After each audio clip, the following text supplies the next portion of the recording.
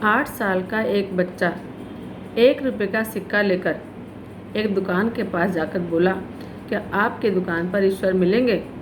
दुकानदार ने यह बात सुनकर सिक्का नीचे फेंक दिया और बच्चे को दुकान से बाहर निकाल दिया। बच्चा पास की दुकान में जाकर 1 रुपये का सिक्का लेकर चुपचाप खड़ा रहा। दुकानदार बोला, ए लड़के, 1 रुपये में तुम क्या चाहते हो? लड़का बोला, मुझे ईश्वर चाहिए, आपकी दुकान में है?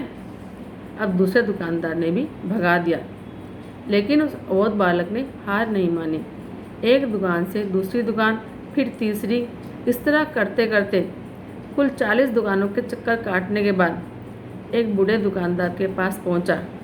उस बूढ़े दुकानदार ने पूछा, तुम ईश्वर को क्यों खरीदना चाहते हो? क्या करोगे ईश्वर को लेकर?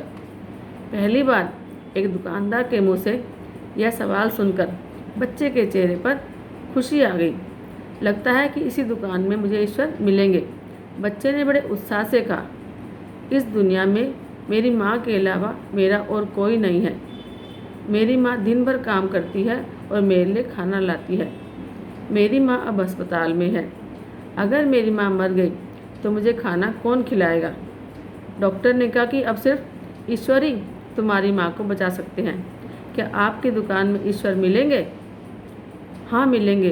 कितने पैसे हैं तुम्हारे पास? बोला, सिर्फ 1 रुपया है। दुकानदार बोला, कोई दिक्कत नहीं है, 1 रुपये में भी ईश्वर मिल सकते हैं। अब दुकानदार बच्चे के हाथ से 1 रुपया लिया।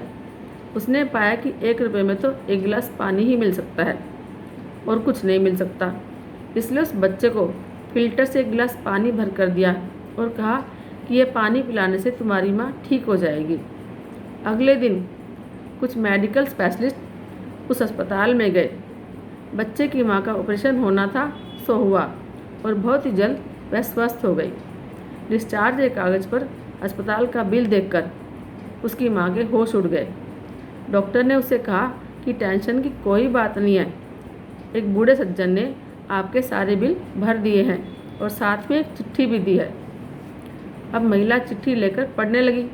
उसमें लिखा था, मुझे धन्यवाद देने की कोई आवश्यकता नहीं है, आपको तो स्वयं ईश्वर ने बचाया है, मैं तो सिर्फ एक जरिया हूँ।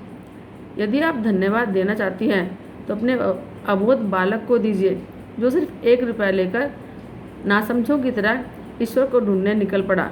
उसके मन में यह विश्वास था कि एकमात्र ईश्वर ही आपको बचा सकते हैं। अविश्वास इसी को कहते हैं। ईश्वर को ढूंढने के लिए करोड़ों रुपए दान करने की जरूरत नहीं है। यदि मन में अटूट विश्वास है तो 1 रुपये में भी ईश्वर मिल सकते हैं। कहते हैं ना कि नीयत साफ हो, इरादा सही हो तो विश्वास करो, किसी ना किसी में रूप में आकर ईश्वर मदद कर ही देते हैं।